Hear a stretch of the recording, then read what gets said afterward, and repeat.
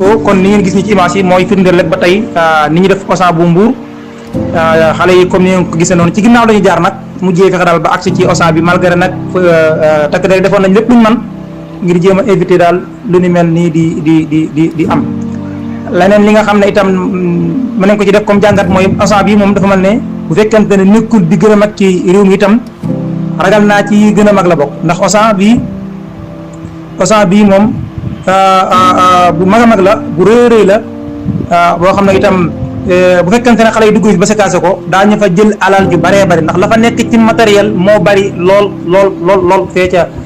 Mbour mu nekk loo xam ne kon lu métti lay doon ci bu fekkente ne lu am la te ña fa doon liggéey itam comme ñu ngi ko gisee nii. situation bi actuellement fii ci réewum Sénégal Alioune Tine mii nii sax di def déclaration sur RFM li mu wax daal mooy il faut président Macky Sall nag génn wax ak ki nga xam ne moo di Ousmane Sonko ndax lii mu gis daal nee na jàpp na ne fa mu jëm daal wóorul kon situation bi actuelle te nag fu nekk daal la ma nit actuellement di wooye naan ma birab sàngam am na manifestation mënumaa jàllale li ñu wax lépp